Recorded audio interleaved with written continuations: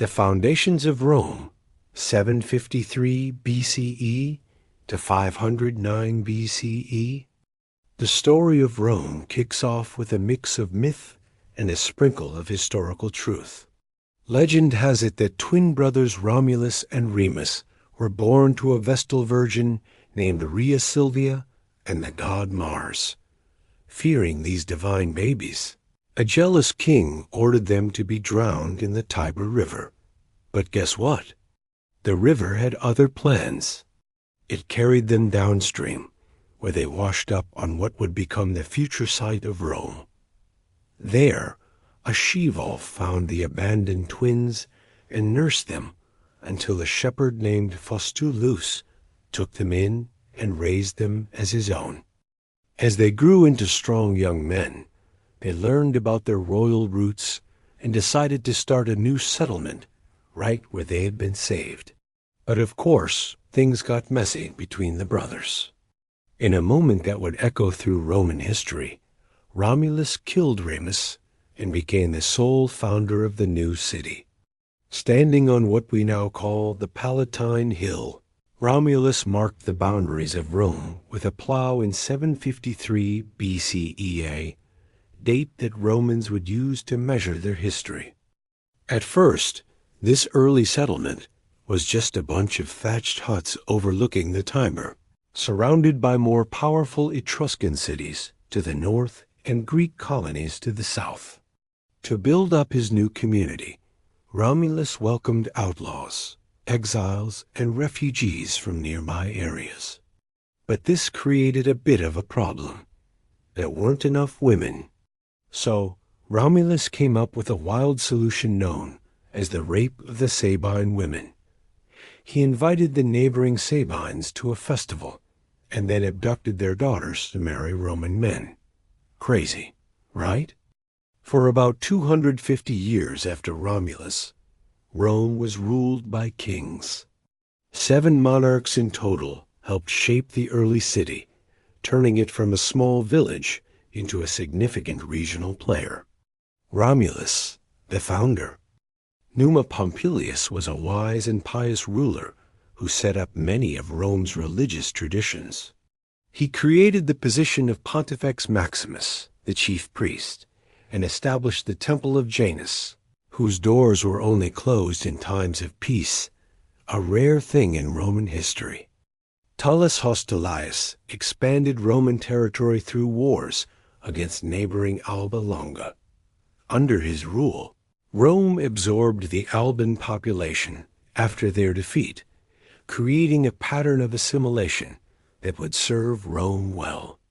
The famous fight between the Horatii and Quirites triplets, representing Rome and Alba Longa, happened during this time, a symbolic battle that decided the fate of both cities without full-on war. Ancus Marcius built Rome's first bridge across the Tiber and founded the port city of Ostia at the river's mouth, opening trade routes that would eventually connect Rome to the Mediterranean. He also expanded the city's borders to include the Janiculum Hill, which helped defend the growing settlement. With the 5th king, Tarquinius Priscus, Etruscan influence became a big deal in Roman culture. He started building the great Temple of Jupiter on the Capitoline Hill and the Circus Maximus for chariot races. The massive drainage project of the Cloaca Maxima began under his reign, turning the swampy valley between the hills into what would become the Romang Forum. Servius Tullius introduced Rome's first constitution, dividing citizens into classes based on wealth and military capability. This setup, known as the Centuriate Assembly, would stick around for centuries. He also built the first defensive wall around the city, wrapping around the famous 7 hills of Rome: Palatine, Aventine, Capitoline, Quirinal, Viminal, Esquiline, and Caelian. The last king, Tarquinius Superbus, Tarquin the Proud, ruled like a tyrant. His reign was marked by impressive building projects, including finishing the Temple of Jupiter, but his arrogance and cruelty turned the Roman nobility against him. The tipping point came when his son, Sextus Tarquinius, raped Lucretia, a virtuous Roman noblewoman. This outrage sparked a rebellion led by Lucius Junius Brutus and Lucretia's husband Collatinus. In 509 BCE, the monarchy was overthrown. Tarquin and his family fled, and the Roman Republic was born. This new government system aimed to prevent any one person from holding too much power and would shape not just Rome's future, but also influence political thought for ages. Looking back at this foundational period, it's clear how Rome's early experiences shaped its character. From the start, Rome showed an amazing ability to adapt, soaking up influences from the Etruscans and Greeks while carving out its own identity. The early Romans built traditions of military discipline, practical engineering, and legal organization that laid the groundwork for their later empire. What started as a small cluster of villages grew to include multiple settlements across the Seven Hills, connected by paths that would eventually become the famous streets of Rome. By the end of the monarchy, the population had swelled to around 35,000 people, making it one of the largest cities in central Italy, though still small compared to what it would become. Roman society back then revolved around family, with the paterfamilias, the male head of the household, holding almost absolute power over his family. Religious practices were super important, with Romans believing that proper rituals kept the pax deorum, peace with the gods, intact, which was crucial for the city's prosperity. As you drift into thoughts of sleep, picture these early Romans farmers, warriors, priests, and craftsmen, laying the foundation for what would become the eternal city. From humble beginnings along the Tiber, Rome would eventually stretch its influence across 3 continents and build an empire like no other. But that grand expansion was still ahead. For now, as the kings faded from history, Rome stood on the brink of its Republican era, ready to start a journey toward greatness that would make its name legendary. The Roman Republic, 509 BCE to 27 BCE. Picture this. As the last king of Rome took off into exile, the people were on the brink of something totally new. The monarchy that had guided Rome's early days was gone, making way for a bold experiment in governance that would shape the city for the next 5 centuries. This new republic was all about preventing the concentration of power that had led to tyranny under Tarquinius Superbus. Instead of a king, they had 2 consuls, elected every year, who could veto each other's decisions. This setup meant no one person could dominate Roman politics. Behind these consuls was the Senate, a council of wise elders from noble families. Their advice was super important, even if they didn't have formal power. But the early republic had its challenges right from the start.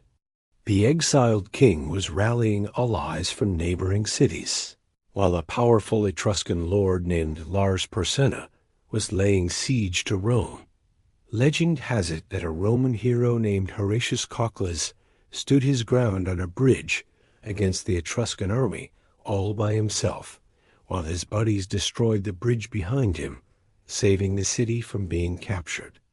Rome's internal politics were just as messy as its external threats. At first, the Republic was ruled by patricians, those hereditary nobles who held sway over both politics and religion. Meanwhile, the majority of citizens, known as plebeians, were often left out of the power game and found themselves stuck in debt to patrician landowners. This tension between the 2 groups would shape Roman politics for ages. Things really heated up when plebeian soldiers, the backbone of Rome's military, decided to withdraw to the Sacred Mount in history's first ever general strike. This bold move forced the patricians to create the office of tribune of the plebs, a position where magistrates could veto any legislation that harmed plebeian interests. Tribunes were considered sacrosanct, meaning anyone who harmed them faced serious consequences, even death. Next came the creation of the 12 Tables, Rome's first written law code. These laws were posted in the Forum for everyone to see, bringing transparency to what had been a secretive legal system controlled by the patricians. While they still favored the elite in many ways, the 12 Tables were a big step toward greater equality under the law and established the idea that laws should be public knowledge. As Rome tackled these internal issues, it gradually expanded its influence across central Italy. The city fought numerous wars against neighboring peoples like the Volsci, Aqui, and Sabines, but the biggest challenge came from the Etruscans. When Rome conquered the wealthy Etruscan city of Veii, just 12 miles north, it doubled its territory. But then disaster struck when the Celtic Gauls defeated the Roman army at the Allia River and sacked Rome itself. Most of the city was in ruins, but defenders held out on the Capitoline Hill. According to legend, sacred geese in the temple of Juno warned the Romans of a night attack, saving the citadel. The Gauls eventually left after getting a hefty ransom of gold, but the trauma of that disaster lingered in Roman memory for ages. Incredibly, Rome bounced back quickly from this catastrophe. The city was rebuilt, and stronger walls were constructed. Within just a few decades, Rome had defeated the Latin League, bringing those related peoples into its growing state. Some Latin communities received full Roman citizenship, while others got partial rights, setting a pattern of graduated citizenship that would become a hallmark of Roman governance. The middle years of the Republic saw some significant political reforms. The Licinian Sextian laws required that at least one consul had to be a plebeian, opening the highest office to non-patricians. Over time, plebeians gained access to all major magistracies and religious offices, with wealth rather than birth becoming the key to political opportunity. This process of social integration helped Rome avoid the destructive class conflicts that plagued many Greek city-states. As Rome grew stronger, it inevitably clashed with other regional powers. Through 3 tough wars against the mountain peoples of central Italy, known as the Samnites, Rome stretched its control from coast to coast across the Italian peninsula. As Rome solidified its position in central and southern Italy, it came up against the sophisticated Greek cities of Magna Graecia. The most powerful of these, Tarentum, felt threatened by Roman expansion and called for help from Pyrrhus, the king of Epirus in Greece. Pyrrhus showed up in Italy with a formidable force, including war elephants that were totally new to the Romans. Even though he won several battles against Roman armies, Pyrrhus suffered such heavy losses that these Pyrrhic victories drained his forces. After a failed campaign in Sicily, he headed back to Greece, leaving the Greek cities to fend for themselves against Rome. Soon after, Tarentum fell, and Rome took control of the entire Italian peninsula south of the Po River. Rome's governance of this new Italian confederacy was pretty smart. While keeping a tight grip on foreign policy and military affairs, Rome allowed its allies to maintain local autonomy. The extension of various grades of citizenship and legal rights created strong incentives for loyalty.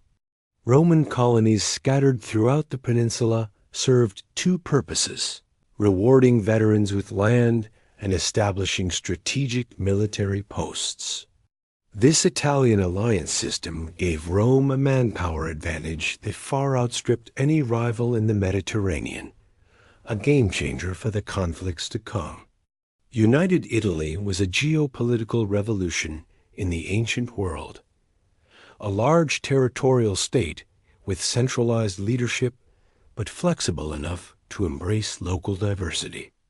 Soon enough, Rome turned its gaze beyond Italy to Sicily, where Carthage, a powerful maritime empire based in North Africa, controlled the western part of the island.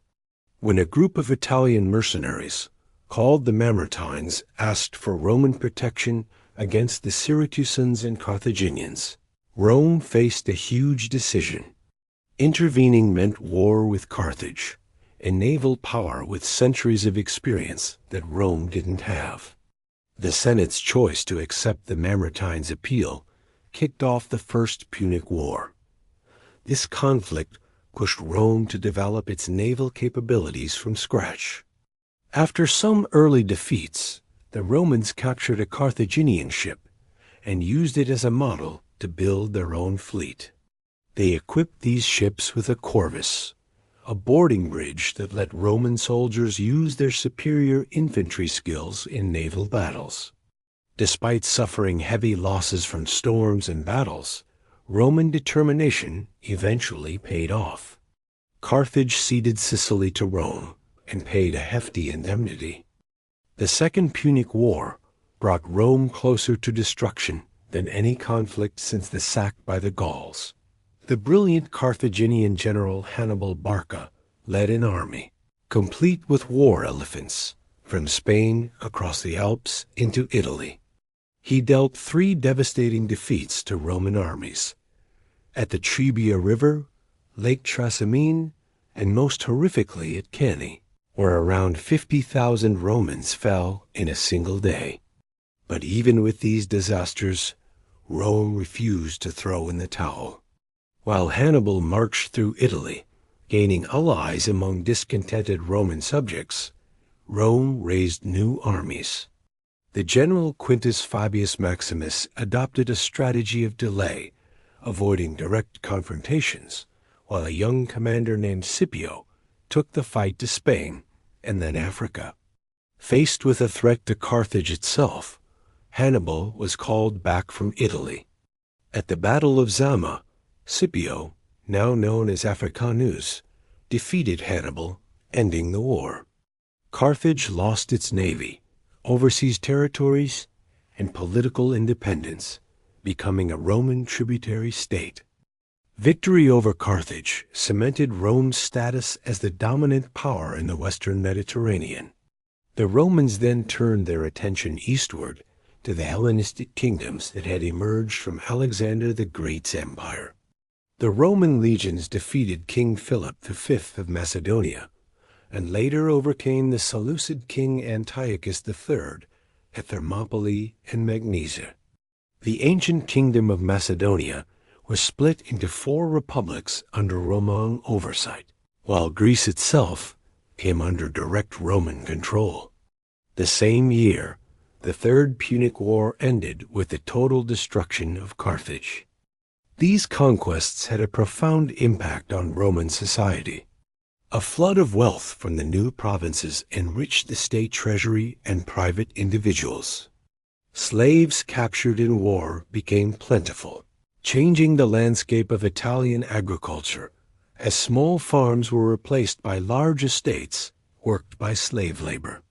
Many displaced rural citizens flocked to Rome, creating social tensions in the overcrowded capital. The Republican political system, designed for a small city-state, struggled to manage a vast Mediterranean empire. Governors sent to rule provinces often exploited their positions for personal gain. Successful generals commanded the loyalty of their troops, posing potential threats to civilian authority. The traditional values of simplicity, duty, and self-sacrifice that Romans called mos maiorum, the way of the elders, seemed to fade as luxury and ambition took over. These changes set the stage for the tumultuous final century of the Republic. Tiberius Gracchus was elected tribune and proposed redistributing public land to tackle rural poverty. His proposal sparked fierce opposition from wealthy senators, who eventually assassinated him, the first political assassination in Rome in centuries. A decade later, his brother Gaius Gracchus met a similar fate after suggesting even more radical reforms, including grain subsidies for urban citizens. These events shattered the traditional consensus among the ruling elite and established political violence as a tool in Roman politics. In the following decades, ambitious generals like Marius and Sulla used their military power to meddle in political disputes. Sulla's march on Rome marked the first time a Roman general turned his army against the city itself. After defeating his rivals in a bloody civil war, Sulla appointed himself dictator and conducted systematic purges of his enemies through proscription lists. The early empire, 27 BCE to 180 CE, imagine it's January 27th BCE, and Octavian is standing in front of the Senate. Rome is really at a turning point. After 5 centuries of republican rule, it's a mess from years of civil war. But instead of snatching the crown and calling himself king, Octavian plays it cool. He claims he's giving power back to the Senate and the people, pretending to step down from the huge authority he's built. The Senate, filled with his supporters, gives him the title Augustus, a name that feels almost sacred. They also grant him a bunch of powers, like control over key provinces where the legions are based, veto power, and a whole lot more. This moment kicks off what we now call the Principate. Augustus rules as the first citizen instead of a king, keeping up the appearance of a republican government while holding on to crazy amounts of power. He stays in charge for 41 years, setting up patterns that would shape Roman imperial rule for ages. He cuts the army down from 60 legions to 28, settling veterans in colonies across Italy and the provinces. He shakes up the tax system, starts a postal service, creates firefighting teams, and organizes a permanent police force in Rome. His building projects changed the city so much that he famously boasted about finding Rome a city of brick and leaving it a city of marble. When it comes to foreign affairs, Augustus secures and expands Roman borders. He pushes back Germanic tribes beyond the Rhine and secures the eastern boundary through smart diplomacy with the Parthian Empire. After centuries of resistance, Spain is finally conquered, and the Danube becomes Rome's northern frontier in Europe. One of the most important things Augustus does is create a stable system of succession, something the Republic struggled with in its final years. With no son of his own, he elevates his stepson Tiberius to prominence, ensuring a smooth transition when he passes away. Tiberius, a capable general but a reluctant ruler, kicks off the Julio-Claudian dynasty that will run Rome for over 50 years. His reign starts off well, but takes a dark turn when he retreats to the island of Capri, leaving the ambitious Praetorian prefect Sejanus in charge. After discovering Sejanus's plot to seize power, Tiberius unleashes a wave of treason trials that spreads fear among the Roman elite. Next in line is Tiberius's grandnephew Caligula, who begins with a lot of promise but quickly spirals into madness. His stories of excess, cruelty, and bizarre behavior, including plans to make his horse a consul, might be exaggerated. But his assassination, after just 4 years, shows how unpopular he was among the Roman elite. Afterward, the Praetorian Guard lifts Claudius to the throne. Despite being sidelined due to physical disabilities, Claudius proves to be a solid administrator. During his 13-year reign, he expands the empire, conquering Britain and adding new provinces in the east. He also extends citizenship and lets Gauls into the Senate, realizing that Rome's future lies in integrating the provinces, not just dominating Italy. The Julio-Claudian dynasty wraps up with Nero, who starts off strong under the guidance of philosopher Seneca and Praetorian prefect Boris.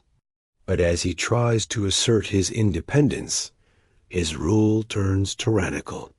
He has his mother Agrippina killed, kicks his pregnant wife to death, and persecutes Christians after the Great Fire of Rome.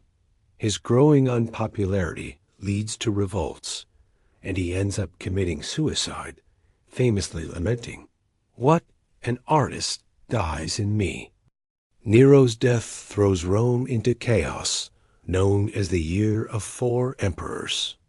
In quick succession, Generals Galba, Otho, and Vitellius claim the throne, only to be overthrown by military revolt.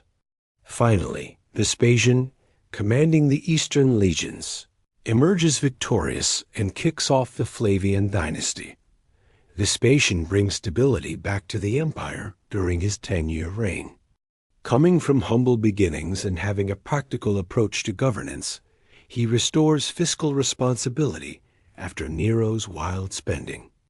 His biggest architectural achievement? Starting the construction of the Flavian Amphitheater, which we now know as the Colosseum, built on the site of Nero's extravagant palace as a gift to the Roman people. His eldest son, Titus, takes over just before Mount Vesuvius erupts, destroying Pompeii and Herculaneum. Titus handles this disaster with such compassion that he's widely mourned when he dies after just 2 years in power. The last Flavian emperor, Domitian, has a 15-year reign filled with significant military activity along the Danube and in Britain. While he's an effective administrator, his autocratic style alienates the Senate, leading to his assassination and the end of the Flavian dynasty. The Senate then picks one of its own, the elderly Nerva, as emperor. With no natural heir and limited military backing, Nerva adopts the popular general Trajan as his successor, setting a trend of adoptive succession that will serve Rome well for nearly a century. Trajan, hailing from Spain, becomes the first emperor from outside Italy. His 19-year reign sees the Roman Empire reach its greatest territorial extent. He conquers Dacia, roughly modern Romania, bringing its gold mines into the empire. His most ambitious campaign annexes Armenia, Mesopotamia, and parts of Parthia, briefly extending Roman rule to the Persian Gulf. While some of these eastern gains would be rolled back by his successor, they mark the peak of Roman expansion. Beyond military victories, Trajan is celebrated for his domestic policies. His extensive building projects include a massive forum in Rome and initiatives throughout the provinces. He also sets up the Alimenta, a welfare program supporting poor children in Italy, and is generally seen, even by later Romans, as the ideal emperor against whom others are measured. On his deathbed, Trajan may have adopted his relative Hadrian, although some suspect the adoption was pushed by Hadrian's supporters. Either way, Hadrian becomes emperor and quickly shifts imperial policy.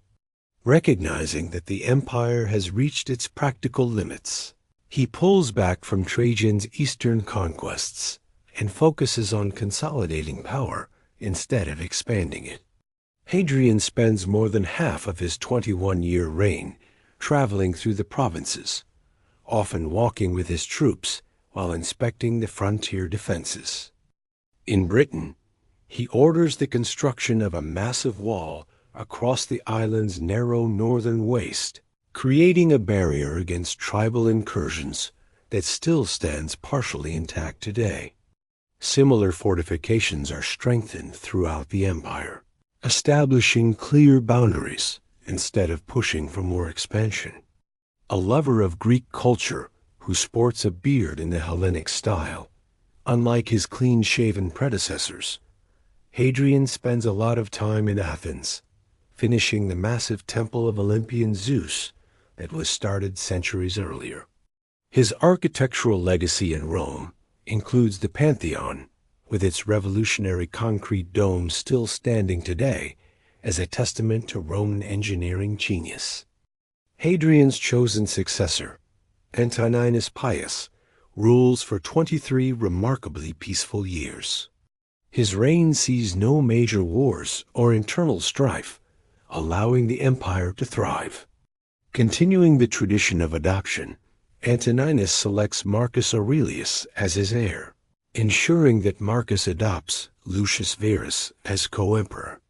Marcus Aurelius, a devoted Stoic philosopher whose meditations are still widely read today, finds his reign dominated by military challenges despite his philosophical leanings. Germanic tribes, possibly pushed westward by population movements deeper in Europe and Asia, start pressing against Roman borders on the Danube in larger numbers than ever. While Marcus and Lucius initially ruled together, Lucius's death leaves Marcus in sole command during increasingly tough times. On top of external threats, the empire faces a devastating pandemic known as the Antonine Plague, likely smallpox brought back by troops from campaigns in the east. This disease wipes out around 5 million people across Roman territories, weakening both military and economic strength at a critical moment. Still, Marcus Aurelius holds the frontiers steady and even plans to create new provinces beyond the Danube before he passes away. Unlike his predecessors, who chose the best successors through adoption, Marcus lets his biological son Commodus take over a choice that would lead to serious troubles for Rome. Looking back over this 2-century span from Augustus to Marcus Aurelius, this era truly represents the Roman Empire at its peak. The population might have reached around 70 million people, living in relative safety under the Pax Romana, Roman peace. A vast network of roads stretching over 250,000 miles facilitated trade, communication, and military movement throughout the Mediterranean and beyond. Cities thrived with public amenities that were unheard of in earlier times. Aqueducts delivering fresh water, public baths, theaters, and forums. Roman law became increasingly sophisticated and humane, applied across 3 continents. Literature and art flourished during this period too. Works like Virgil's epic poem the Aeneid, Ovid's Metamorphoses, Tacitus's histories, Suetonius's biographies, and Pliny the Younger's letters all come from this era. While scientific innovations lagged behind literary achievements, practical knowledge in fields like architecture, engineering, agriculture, and medicine made life for Romans more comfortable than for any large population before them. Perhaps most importantly, this period saw the birth and early spread of Christianity. Jesus of Nazareth lived and died during Tiberius's reign, and the new religion slowly spread throughout the empire despite occasional persecution. By the time of Marcus Aurelius, Christian communities existed in most major cities, laying the groundwork for developments that would. Crisis and recovery. 180 CE to 284 CE, the golden age of the Roman Empire started to fade when Commodus took the throne after Marcus Aurelius passed away. Unlike his wise father, Commodus was all about fun and games, showing little interest in actually running the empire. He was quite the lucre and loved to show off his athletic skills, but instead of handling serious matters, he preferred to strut his stuff in the gladiatorial arena. Commodus often staged fights, raking in huge amounts from the imperial treasury for his appearances, all while bragging about his thousands of victories against opponents who were too scared to beat him. While he was busy living in his fantasy world renaming Rome Colonia Commodiana And claiming to be the reincarnation of Hercules, the empire kept chugging along thanks to the hard work of seasoned administrators. Unfortunately, his unpredictable executions of senators and officials created a tense atmosphere. On December 31st, 192, his reign came to a dramatic end when he was strangled in the bath by his wrestling partner Narcissus, part of a plot from his inner circle who feared they'd be next. After Commodus was assassinated, the respected General Pertinax was appointed by the Senate. However, his efforts to bring order to the chaotic Praetorian Guard ended tragically. They killed him just 3 months later when he refused to give them a special bonus. What happened next was one of the most disgraceful moments in Roman history. The Praetorians actually auctioned off the empire to the highest bidder. Didius Julianus, a wealthy senator, snagged this dubious title, but his reign lasted a mere 66 days. Provincial armies, fed up with the mess in Rome, started backing their own leaders as contenders for the throne. Out of this chaos, Septimius Severus, the commander of the Pannonian legions, emerged. He marched on Rome, kicked out the disgraced Praetorians, and started a new dynasty. Severus was a skilled soldier who solidified his power through military wins and getting rid of rivals.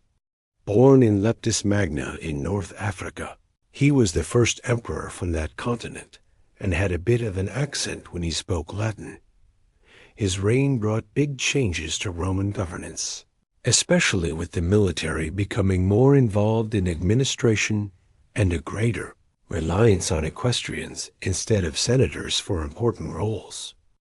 Over his 18-year rule, Severus led successful campaigns against the Parthian Empire in the east, even creating a new province called Mesopotamia, known for its fertile lands.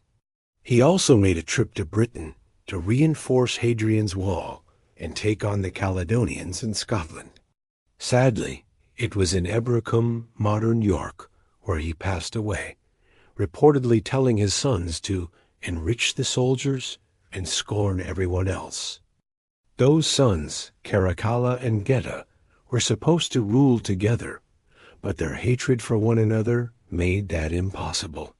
Within a year, Caracalla had his brother murdered right in their mother's arms and ordered a damnatio memoria, erasing Geta from all official records and monuments.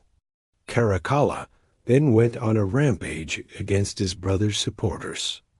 Despite his ruthless ways, he did issue one of the most important edicts in Roman history, the Constitutio Antoniniana, which granted Roman citizenship to all free men in the empire. While part of this move was to boost tax revenue, it also marked a significant shift from Rome being a city-state to a universal empire, where citizenship was about law, not ethnicity. Caracalla's reign came to an end when he was assassinated during a campaign in the east, stabbed by a soldier while he was taking a break along the road.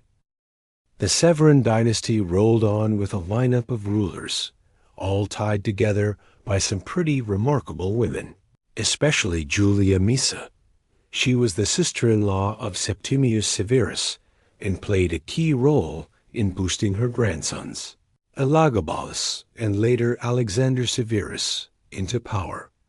Elagabalus really shook things up in Rome with his devotion to the Eastern sun god he was named after, trying to elevate this cult above the traditional Roman gods. And get this, there were rumors about his supposed effeminacy, including tales of him marrying a male charioteer, which didn't sit well with the traditional Romans. After just 4 years of his reign, the Praetorians had enough and murdered him, tossing his body into the Tiber. Then came Alexander Severus, who was only 13 when he took the throne. He ruled under the watchful eye of his mother, Julia Mamaea. His 13-year reign aimed to mend fences with the Senate and restore traditional values. But things were heating up on the military front. A new Persian dynasty, the Sassanids, had taken over from the Parthians and was now a serious threat in the east. On top of that, Germanic tribes were ramping up pressure along the Rhine and Danube frontiers. When Alexander chose to negotiate with the Germanic tribes instead of fighting, his troops revolted and named Maximinus Thrax, a massive former shepherd from Thrace, as the new emperor. Maximinus was a whole new breed of emperor. He was a soldier from humble beginnings, lacking in education and refinement, but he climbed the ranks purely through military skill. While he was a decent general, his heavy taxation to fund military campaigns made him pretty unpopular with the civilians. The Senate, desperate to regain their footing, backed a revolt led by the aging governor Gordian and his son in Africa. They were quickly taken down, so the Senate turned to two of their own, Papinus and Balbinus, making them co-emperors. Maximinus marched on Italy, but met his end at the hands of his own troops while they were besieging Aquileia. The Senate's new appointees didn't last long either. They were soon killed by the Praetorian Guard, who then put the 13-year-old Gordian III, grandson of the earlier claimant, in charge. This whirlwind of emperors and power grabs kicked off what historians call the crisis of the 3rd century. Over the next few decades, at least 26 men claimed the imperial title, with most only hanging on for a few years before meeting a violent end. It felt like the Roman world was falling apart as the imperial throne became a prize in a chaotic and destructive military lottery. External threats only added to the internal mess. The Emperor Decius and his son met their end fighting Goths at the Battle of Abritus, making Decius the first Roman emperor to die in battle against foreign foes. Then there was Valerian, who faced an even worse fate. Captured by the Sassanid Persian king Shapur I, he was reportedly used as a human footstool before being skinned after death and displayed as a trophy. As central authority crumbled, the empire started to split apart. In the west, a Gallic empire emerged, covering Gaul, Britain, and parts of Spain, ruled by a series of local leaders. Meanwhile, in the east, the desert trading city of Palmyra, led by Queen Zenobia, took control of provinces stretching from Egypt to Asia Minor. An economic crisis hit alongside this political disintegration, with the currency being repeatedly devalued to pay the armies, causing severe inflation. It looked like Rome's 1,000-year saga might be winding down. But even in this bleakest hour, some resilient structures and capable individuals stepped up to pull the empire back from the edge. The turning point came with Claudius II Gothicus. In his short 2-year reign, he decisively defeated Gothic invaders in the Balkans, earning the title Gothicus. Although he died of plague, his legacy continued with Aurelian, who was hailed by his troops after Claudius's death. Aurelian's 5-year reign earned him the title Restorer of the World. He defeated the Palmyrene Empire, bringing Queen Zenobia to Rome in chains for his triumph. He also managed to reclaim the breakaway Gallic provinces, reuniting the empire. To safeguard Rome from barbarian raids, he constructed a massive new wall circuit that still stands, at least partially, today. Aurelian revamped the currency and set up an official sun cult to foster religious unity. Unfortunately, he was assassinated based on a false claim from a secretary that he planned to execute several officers, which threatened to undo all his hard work. A string of short-lived emperors followed before Carus established a brief dynasty. While successfully campaigning against Persia, Carus allegedly died when lightning struck his tent, although some think it was an assassination. His son Numerian was killed by his Praetorian prefect Aper while returning from the Persian campaign. At Numerian's funeral, the gathered officers proclaimed Diocletian, a cavalry commander from humble Dalmatian roots, as emperor. Diocletian wasted no time and executed Aper, fulfilling a prophecy that he would become emperor after taking down the boar, Aper in Latin. With Diocletian stepping in, the crisis period finally came to a close. The empire made it through, but wow, it was changed forever. The old Augustan Principate, which had a nice balance of republican ideals and imperial power, was a thing of the past. Instead, we saw a more autocratic system, where the emperor was viewed as a distant, almost sacred figure, rather than just first among equals. Military needs took over every part of governance. The army nearly doubled in size to tackle threats at the borders, which meant it gobbled up more and more of the state's resources. Taxes got heavier and more organized to support these forces. The lines between Italy and the provinces blurred, as everyone faced similar challenges. But even with all the chaos of the 3rd century crisis, some amazing cultural shifts were happening. This era saw Neoplatonism rise, thanks to thinkers like Plotinus, whose mystical ideas would later shape Christian thought. Christianity itself spread like wildfire during these tough times, offering comfort and community when people needed it most. What was once a persecuted faith was now becoming a major player in Roman society. Roman law kept evolving too, with smart jurists like Ulpian and Papinian refining legal ideas that would go on to influence societies long after Rome fell. Despite the economic struggles, Roman engineering still produced incredible works, from Aurelian's walls to impressive public buildings across the provinces.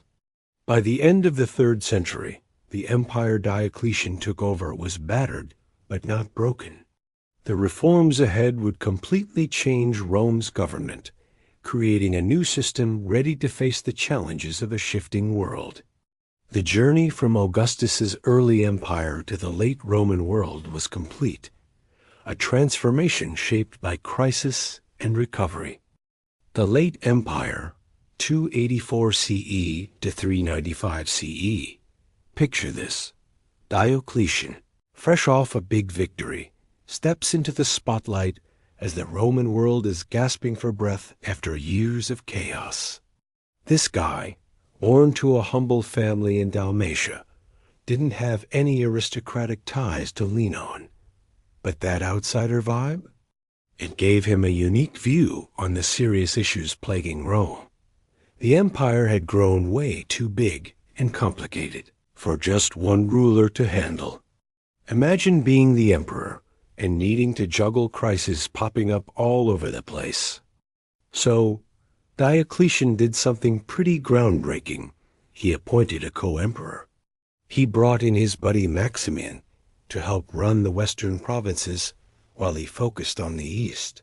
But that wasn't enough, so he took it a step further by adding 2 junior emperors, called Caesars Galerius in the east and Constantius Chlorus in the west. This whole setup, known as the Tetrarchy or Rule of 4, was a clever way to split responsibilities while pretending the empire was still united. Each tetrarch ruled a quarter of the empire from their own capital, while Rome slowly faded from the center stage. Plus, they had a succession plan. After 20 years, the senior Augusti would retire, letting the Caesars step up and pick new junior partners. This was all about avoiding the messy succession crises that had been such a headache in the 3rd century. But Diocletian didn't stop there. He shook up the empire's administrative map, splitting provinces into smaller units, nearly doubling their number to make things more manageable. These provinces were organized into 12 dioceses, which were grouped into 4 prefectures, each one aligned with a tetrarch's territory. This layered approach was designed to cut down on corruption and boost efficiency. The military got a makeover too. Diocletian split civil and military powers, which had usually been combined in provincial governors. He beefed up the army to tackle multiple threats at once, and trimmed down provincial armies to limit the power of potentially rebellious generals, creating a central mobile reserve ready to jump into action when needed. All these changes came with a price tag. Diocletian launched a comprehensive census to figure out who had what and how much tax they could pay. His new tax system switched to payment in kind instead of relying on currency that was losing value fast, with specific quotas of produce and goods collected from each area. To keep essential services running smoothly, he made certain jobs hereditary, locking sons into their father's trades. While these reforms helped stabilize the empire, they also cranked up state control over people's lives. The free market vibe of the early empire gave way to a more regulated system where the state's needs took priority over personal freedom. The lines between honestiores, the honorable, and humiliores, the humble, became sharper, with different legal standards for each group. Diocletian even tried to tackle economic instability with his edict on maximum prices, which set price limits on thousands of goods and services across the empire. Unfortunately, this good-intentioned move was a nightmare to enforce and ended up being scrapped. On the religious front, Diocletian started off pretty chill, but later kicked off what's known as the Great Persecution against Christians. This intense crackdown involved destroying churches, confiscating scriptures, and executing clergy. Even with all that pressure, the persecution varied by region and didn't stop Christianity from spreading. Sticking to his succession plan, Diocletian did something no emperor had done before. He voluntarily retired, making Maximian do the same. He then spent his days tending to cabbages at his palace in Split, Dalmatia, reportedly telling visitors that only someone who had been emperor could truly appreciate the joys of retirement. But guess what? The carefully crafted tetrarchic system fell apart almost immediately after Diocletian stepped down. The succession plans got messed up as troops declared Constantine, son of Constantius Chlorus, and Maxentus, son of Maximian, as emperors. The following years were a whirlwind of power struggles as different claimants fought for control. Ultimately, Constantine came out on top. According to Christian tradition, before the pivotal battle of the Milvian Bridge against Maxentus, Constantine saw a vision of a cross in the sky with the words, "In this sign, conquer." Whether he was genuinely converted or just playing politics, Constantine's acceptance of Christianity would change the Roman world forever. The Edict of Milan, issued alongside his eastern counterpart Licinius, officially ended the persecution of Christians and returned their confiscated properties. While it didn't make Christianity the official state religion, it gave it legal standing and imperial support. Constantine later defeated Licinius to become the sole ruler of a reunited empire. One of Constantine's most significant moves was founding a new capital on the site of the Greek city Byzantium. He named it Constantinople, and it had a prime location, controlling the strait between Europe and Asia. This new Christian city, free from Rome's pagan past, would serve as the imperial capital for over 1,000 years. Constantine kept many of Diocletian's administrative reforms, but softened some of the harsher aspects. He introduced a new gold currency, the solidus, which held its value for centuries, bringing much-needed monetary stability after years of inflation. His religious policies leaned towards favoring Christians without outright suppressing traditional worship, setting the stage for a gradual transition that would speed up under his successors. After Constantine passed away, the empire was divided among his three surviving sons, Constantine II, Constantius II, and Constans. Their reigns were marked by sibling rivalry and ongoing religious tensions, especially around the Arian controversy regarding Christ's divine nature. Constantius II eventually became the sole emperor, ruling until his death. The brief reign of Julian the Apostate, Constantine's nephew, marked the last serious effort to bring back traditional Roman religion. Raised as a Christian, but secretly converting to paganism, Julian aimed to revitalize classical culture and roll back Christian privileges during his 18-month rule. His death while fighting the Persians put an end to this religious counter-revolution. The emperors after Julian kept Christianity in its favored position. Under Theodosius I, Christianity officially became the state religion. The Edict of Thessalonica established Nicene Christianity as the empire's sole legitimate faith, leading to the closure of pagan temples and the prohibition of traditional sacrifices.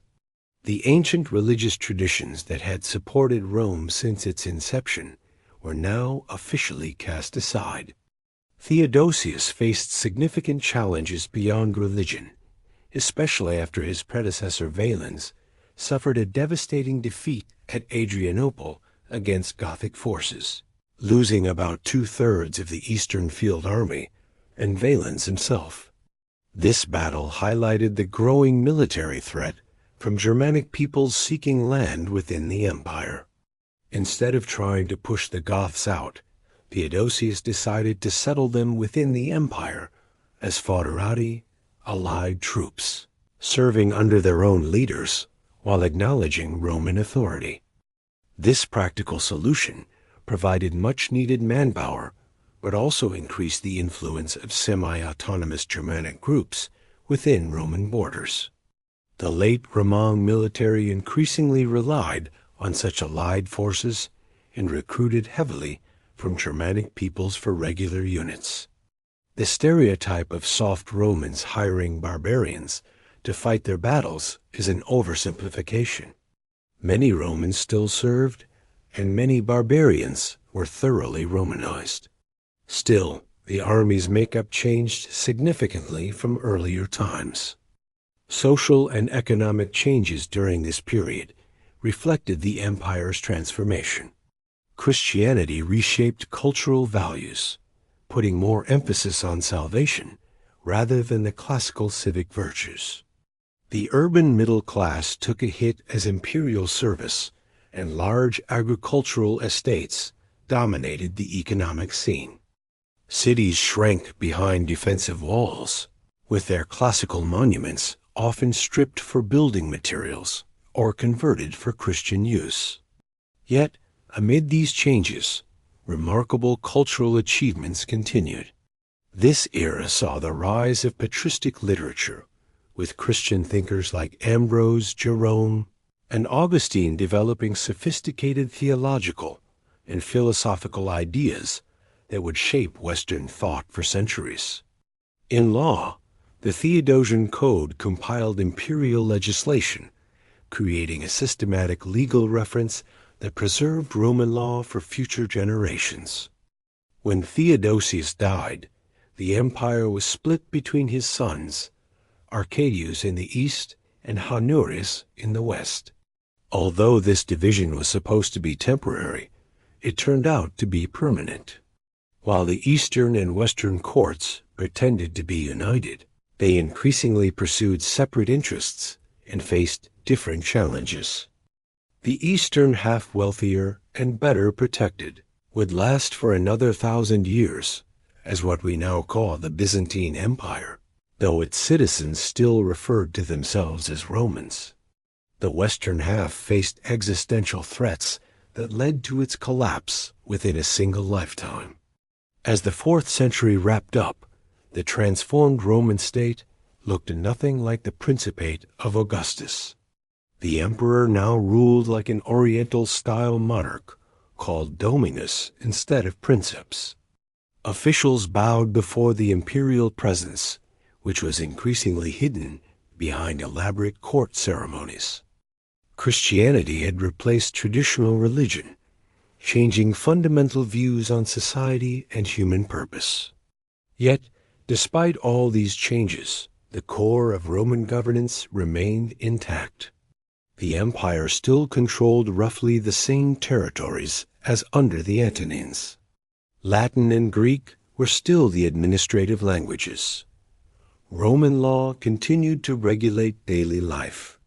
Citizens still identified as Romans, even as the meaning of that identity evolved with changing times. The stage was now set for the final act of the Western Empire's long saga.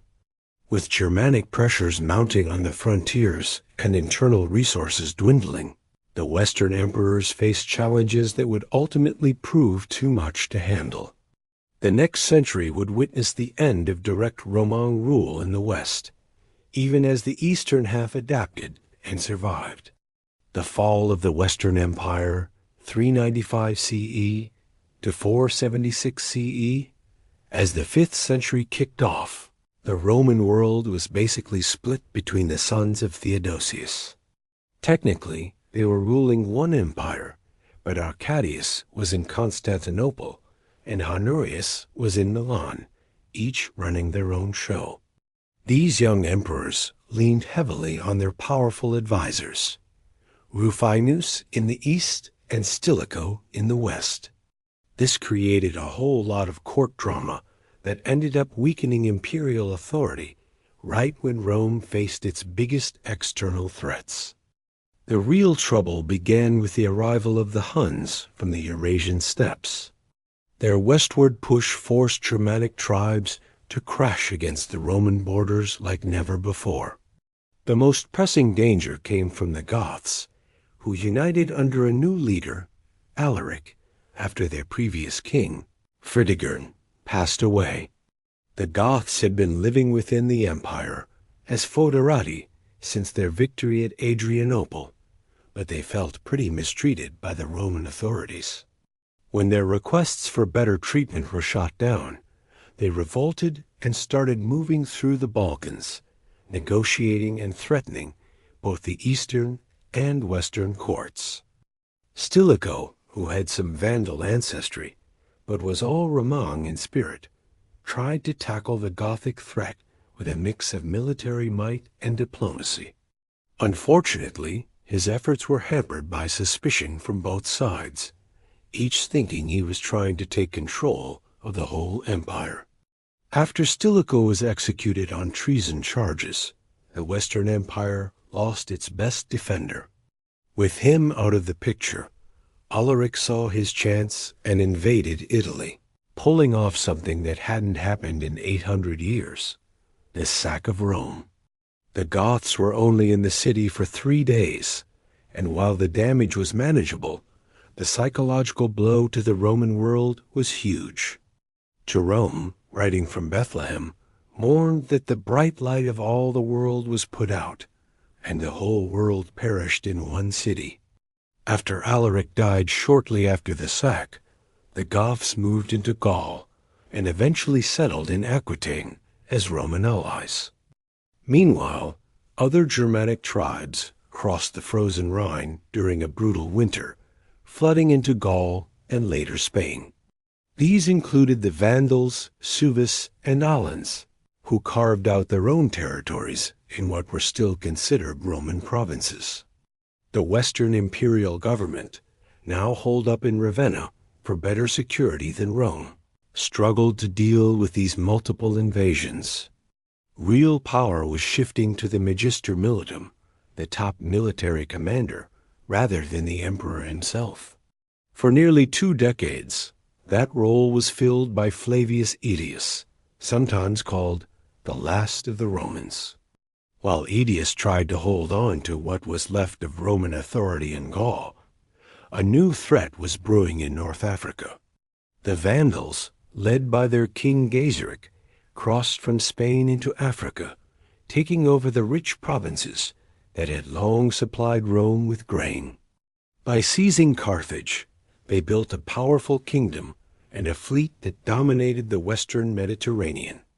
As these Germanic groups settled within the empire, the Western Empire faced its fiercest enemy, Attila the Hun. Having already wreaked havoc in the eastern provinces and defeated Roman armies, Attila turned his sights west, invading Gaul.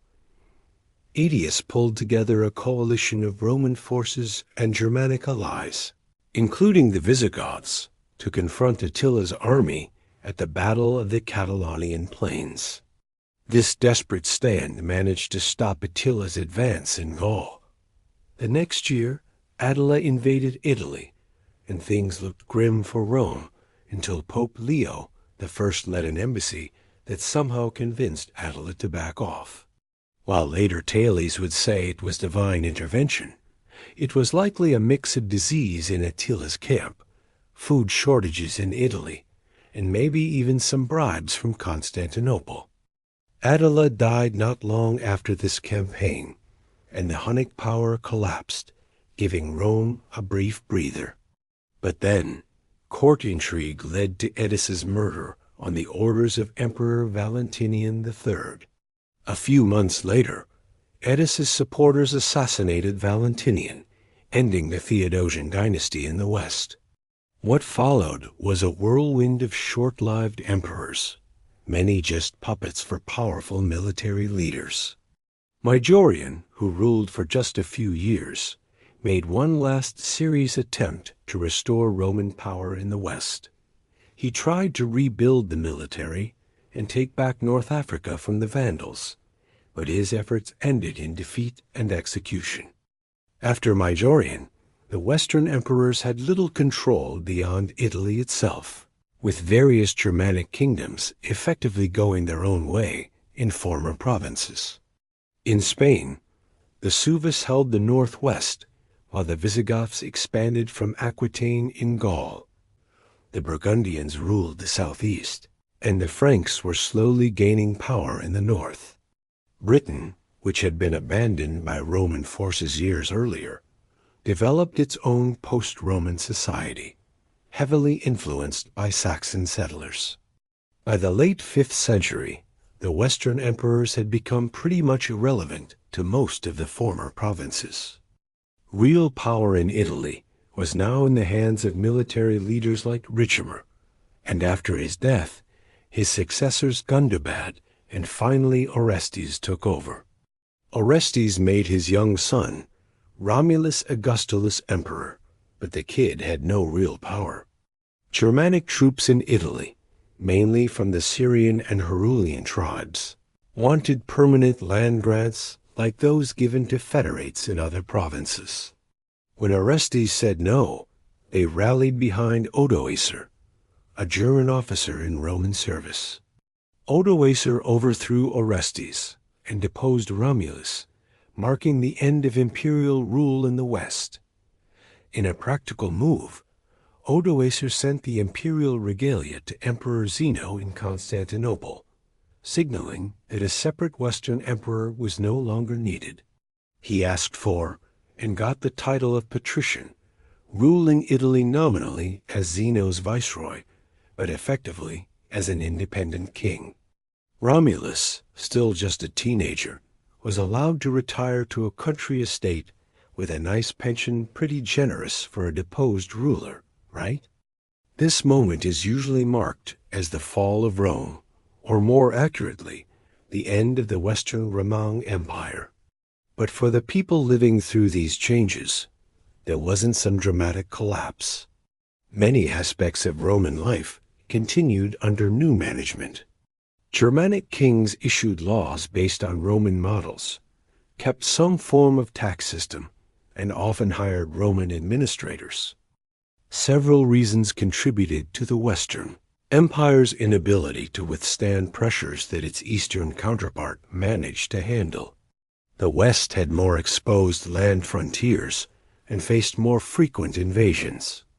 Its economy was less urbanized and more agrarian compared to the East, even in better times. The wealthy provinces of North Africa and parts of Gaul that had supported Western finances were lost to the Vandals and Visigoths, leading to a downward spiral of resources. Western emperors also lacked the legitimacy that their Eastern counterparts enjoyed. Constant civil wars and quick turnover of rulers eroded confidence in imperial authority.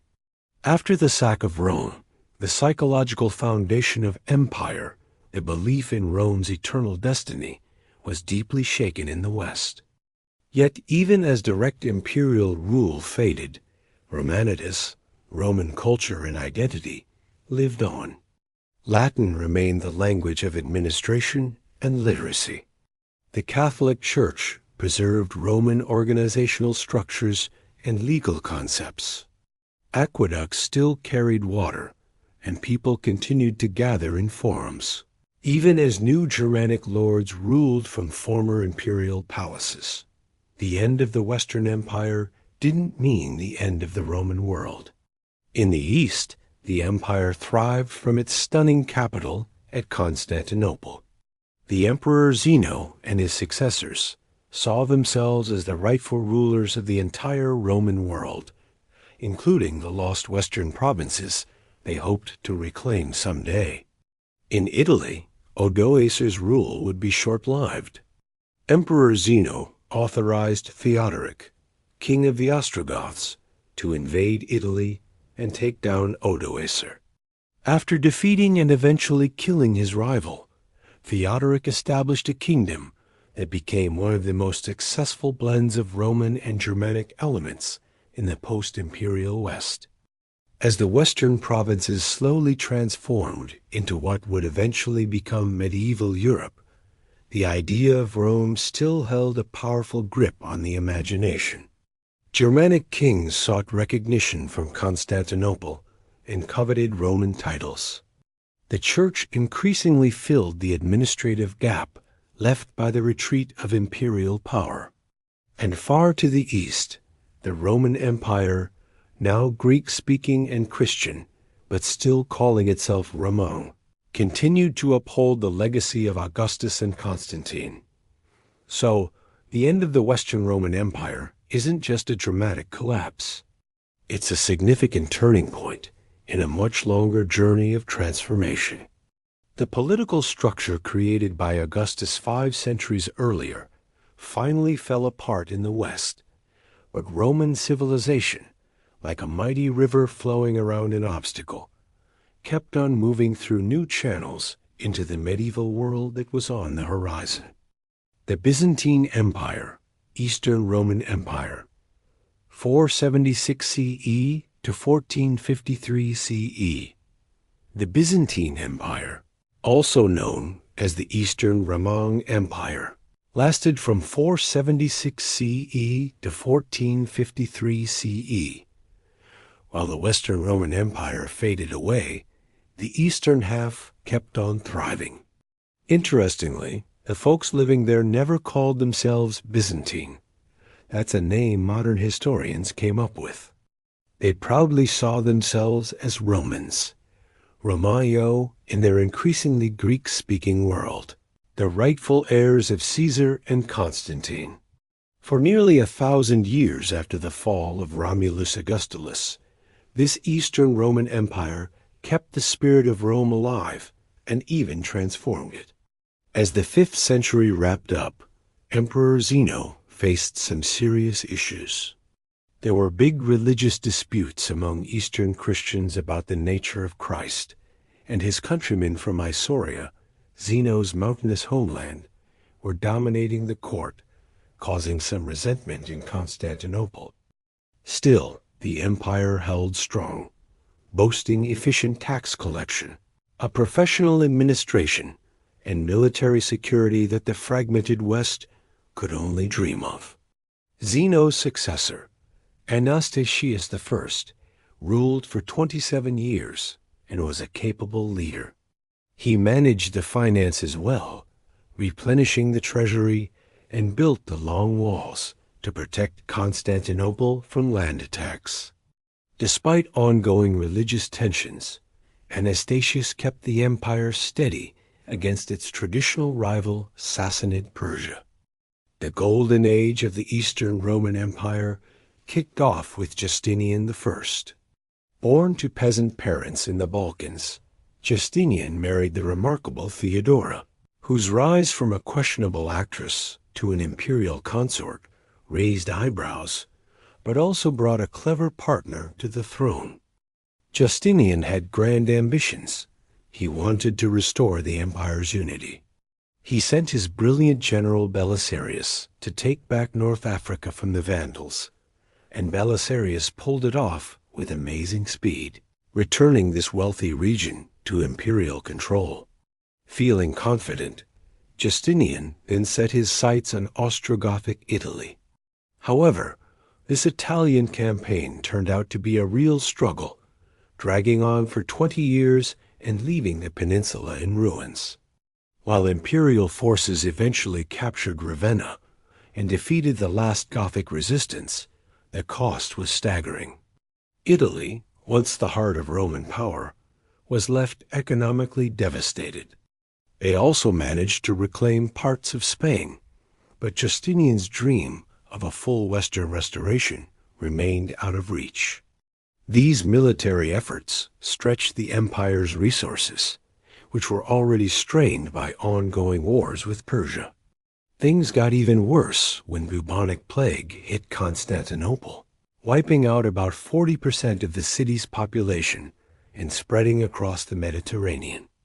This demographic disaster hurt tax revenues and military recruitment, creating financial troubles that would haunt Justinian's successors. Despite all these hurdles, Justinian's reign was marked by some incredible achievements.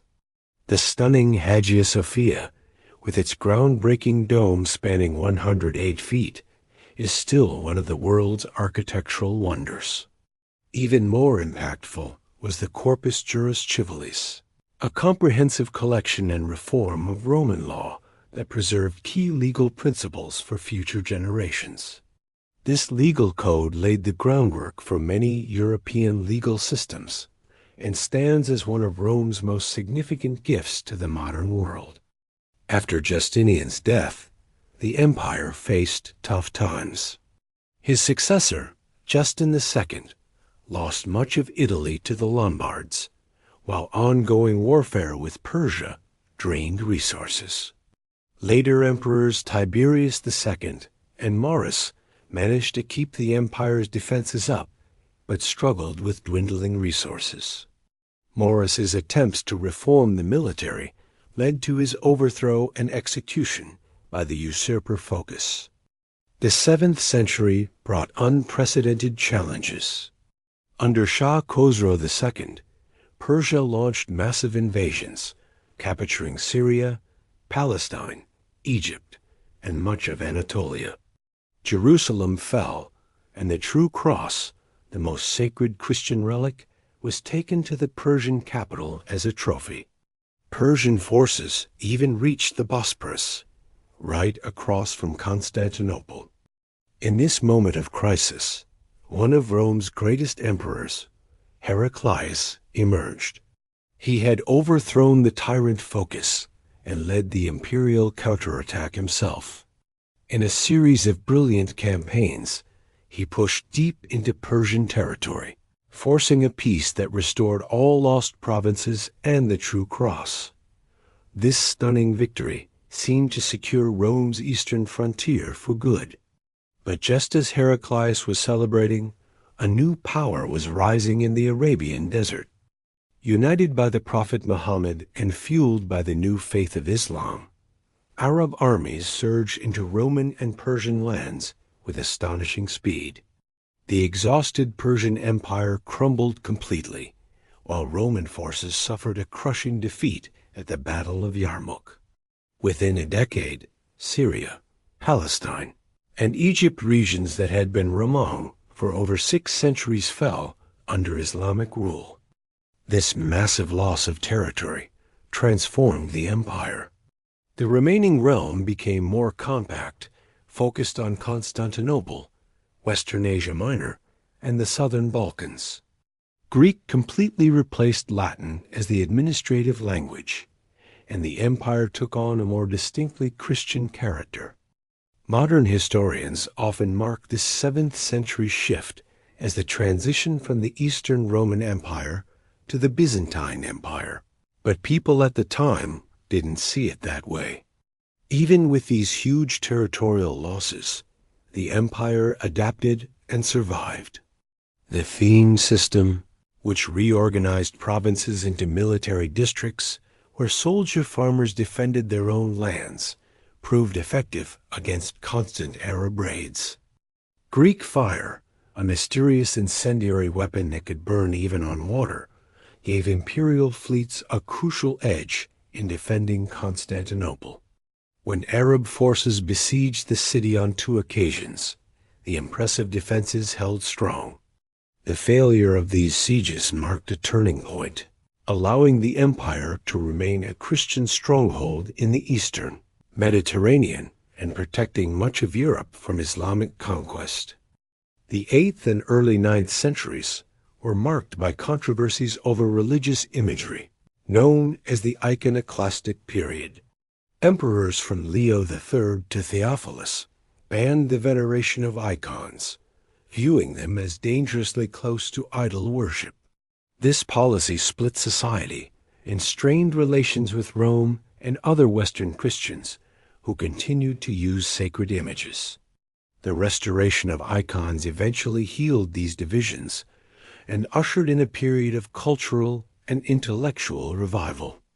Under the Macedonian dynasty, founded by Basil I, the empire regained its strength.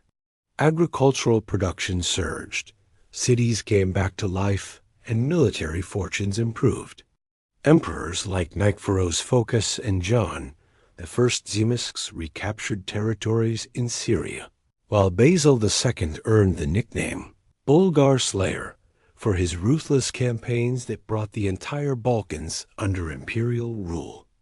This resurgent Rome, now Greek in language and culture, became the most powerful, wealthy, and sophisticated society in the Christian world. Constantinople, with perhaps 500,000 inhabitants, dwarfed the small towns of Western Europe. Its markets featured goods from as far away as China and Scandinavia. Its churches sparkled with mosaics, and its scholars preserved ancient texts that were unknown in the West. Yet, beneath this golden facade, structural weaknesses were brewing. The free peasantry that had formed the backbone of the theme armies gradually lost land to expanding aristocratic estates. Civil service positions increasingly became hereditary rather than merit-based. Religious differences with the Latin West widened, leading to the Great Schism of 1054 that split Christianity into Catholic and Orthodox branches. The pivotal disaster struck at Manzikert in 1071, where the Seljuk Turks defeated Emperor Romanos IV Diogenes, opening Anatolia, the empire's heartland, to Turkish settlement. At the same time, Normans conquered the last imperial possessions in Italy, and Pechenegs raided across the Danube. The empire that had seemed so triumphant just decades earlier now fought for its survival. The desperate plea for Western aid by Emperor Alexios, the first Komnenos, helped spark the First Crusade. While the Crusaders did establish states in the Holy Land, tensions between Latins and Greeks grew increasingly bitter. The Fourth Crusade in 1204 infamously diverted to Constantinople itself, sacking the greatest Christian city in the world and establishing a short-lived Latin empire on its ruins. Although imperial forces managed to recapture Constantinople, under Michael VIII Palaiologos, the restored empire was just a shadow of its former self. Italian merchant republics dominated its economy, while Serbian and Bulgarian states chipped away at Balkan territories. Most importantly, Turkish Emirates controlled most of Anatolia, with the aggressive Ottoman state emerging as the greatest threat. The Ottoman Turks began crossing into Europe, slowly encircling Constantinople. Despite desperate diplomatic efforts to secure Western aid, support was minimal. Emperor Constantine XI faced the massive Ottoman army of Sultan Mehmed II, with only a few thousand defenders. When the final siege kicked off in April 1453, the ancient walls of Constantinople held firm against Ottoman cannon fire for 7 weeks. On May 29th, the final assault broke through. Constantine XI allegedly threw off his imperial regalia and died fighting alongside his soldiers as the city fell. Mehmed rode into Hagia Sophia, which was converted into a mosque that same day. The Roman Empire, which had endured for 1,480 years since Augustus took power, finally came to an end. Yet its legacy lived on in many forms. The Ottoman sultans styled themselves as Caesars of Rome, ruling over much of the former Byzantine territory. Moscow claimed the title of the Third Rome, preserving Orthodox Christianity and imperial traditions. Renaissance Italy rediscovered classical texts that Byzantine scholars had preserved while fleeing west before and after Constantinople's fall. Most importantly, the Byzantine Empire served as a crucial bridge between the ancient and medieval worlds. It kept Roman law, Greek philosophy, and early Christian theology alive through centuries when they might have been lost. Its intricate diplomacy, sophisticated bureaucracy, and complex economy provided models that reached far beyond its borders. The legacy of Rome. Even though the last emperor with the title of Caesar fell with Constantinople in 1453, the influence of Rome still echoes through the ages, reaching all the way to us today. As you settle in and drift toward sleep, let's take a moment to think about the incredible legacy of this civilization that shaped our world in so many ways. One of the biggest gifts from Rome is its impact on law and governance. They developed a legal system that was way more advanced than what came before, tackling the needs of a diverse society. Concepts we often take for granted, like the presumption of innocence and the importance of intent in criminal acts, are all rooted in Roman law. Justinian's famous legal compilation, the Corpus Juris Civilis, kept these ideas alive through the medieval times and into our modern world. When European nations were building their legal systems, they leaned heavily on this Roman foundation. Today, the civil law tradition that governs much of Europe, Latin America, and parts of Africa and Asia is a direct descendant of Roman models. Even the common law system in England and its former colonies, while evolving separately, absorbed a lot of Roman concepts. But it's not just about the laws themselves. Rome also set the stage for public administration that influenced later governments. They established a professional civil service, kept systematic records, standardized weights and measures, and implemented regular censuses and tax systems. While these might sound a bit boring, they were crucial for running complex societies.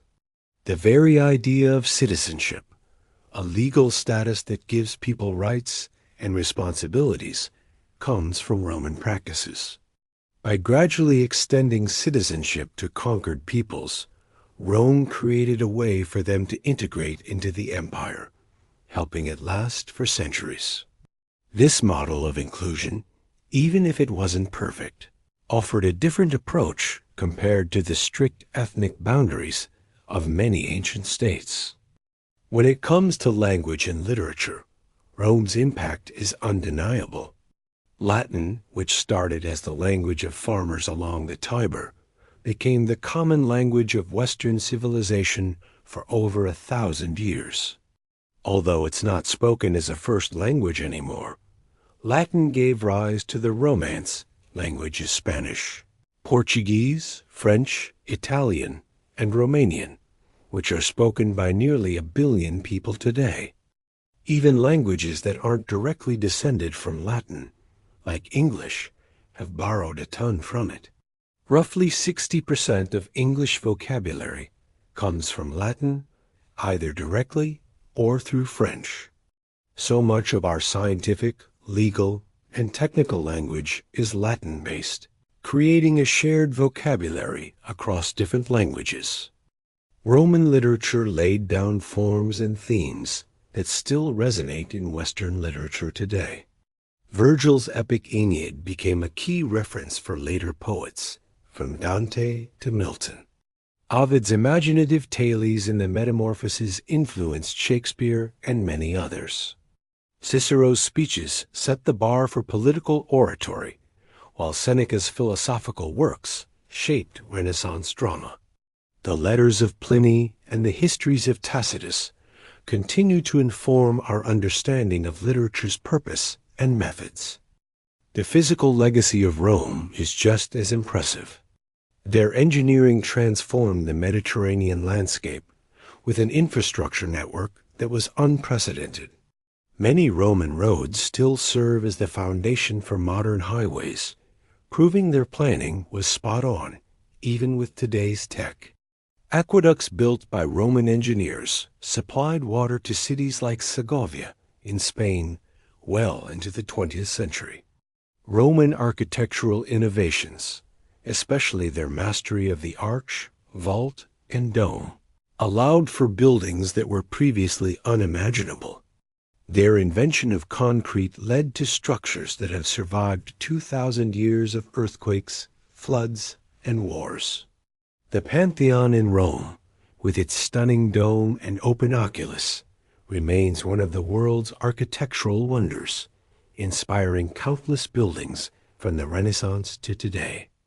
In military affairs, Rome's influence is equally significant. The legion, a flexible and professional fighting force that combined heavy infantry with specialized units, set a standard that would shape military forces for ages. Rome emphasized discipline, training, engineering, and logistics over sheer numbers or bravery, creating a model that later armies would strive to emulate. Military academies even study Caesar's campaigns as examples of strategic brilliance. The political legacy of Rome is a bit more complex. The Republic, with its checks and balances, separation of powers, and term limits, inspired many modern constitutions, especially in the U.S. But Rome also showed how republican institutions could be twisted by ambitious individuals, and how freedom could be sacrificed for security. The imperial system that followed the Republic offered both valuable lessons and warnings for future generations. At its best, the Roman Empire provided good governance and prosperity across 3 continents. At its worst, it illustrated the dangers of autocracy and the corruption that comes with absolute power. Christianity, the largest religion in the world, owes much of its spread to the Roman context in which it emerged. Early Christians used Roman roads, ships, and urban networks to share their message. After Constantine's conversion, the imperial structure helped organize the church, with dioceses often matching Roman provincial boundaries.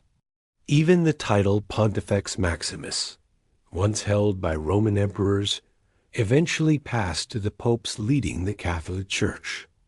Rome's cultural achievements weren't just about original contributions. They also excelled at synthesis and transmission.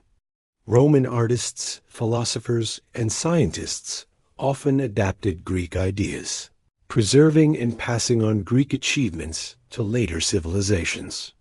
Without Rome as a bridge, much of classical Greek thought might have been lost to the Western world. The idea of Rome itself became a powerful symbol long after the empire fell. Throughout the medieval and early modern periods, leaders sought to claim the Roman legacy.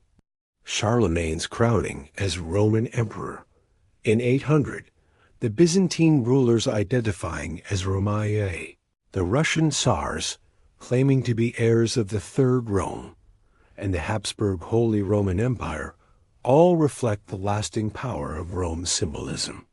Even Nazi architecture and Mussolini's fascist imagery consciously evoked Roman grandeur, showing how potent, yet sometimes misused, Roman symbolism can be. At its core, Rome gifted later civilizations a cosmopolitan vision, the idea that diverse peoples could come together in a shared cultural and political community while still holding on to their unique identities. Though it wasn't always perfectly realized, this Roman ideal of unity under law and common citizenship, rather than division by ethnicity or religion, remains a powerful hope in our increasingly interconnected world. Rome showed us both the heights humanity can reach and the lows it can fall to. The same civilization that brought us the wisdom of Marcus Aurelius also had its share of excesses, like Caligula. The society that built the Pantheon also hosted brutal gladiatorial games. This complex legacy reminds us that human achievements are often mixed with human flaws, and that civilization itself is both inspiring and imperfect. As you sink deeper into sleep, think about how different our world would be without Rome's lasting influence. Our legal systems, languages, architecture, political institutions, and religious organizations would all look vastly different without the Roman experience. From the simple names of our months to the big questions about citizenship and governance, Rome has shaped our understanding of ourselves and our society. The Roman story, stretching over 2 millennia from Romulus to the fall of Constantinople, tells a grand tale of human achievement, resilience, and adaptation. Through ups and downs, triumphs and failures, the Roman world evolved while staying connected to its past. Even after the empire was no longer a political force, its impact continued to shape everything that came after. As you drift off, find comfort in this continuity of human experience. The same stars that shone over Augustus as he transformed Rome from brick to marble still shine on us today. The same hopes, fears, and dreams that drove Romans to seek security, prosperity, meaning, and beauty motivate us now. In that shared humanity, we find perhaps Rome's most profound legacy. And so, our journey into the past comes to a quiet close. If you're still awake with me, I hope this tale brought you a little peace. If you enjoyed our time together, a gentle like lets me know. And subscribing means you'll never miss the next calm adventure. If you know someone who might need a little comfort tonight, feel free to share this story with them. Thank you, truly, for being here. Until next time, I wish you the sweetest dreams.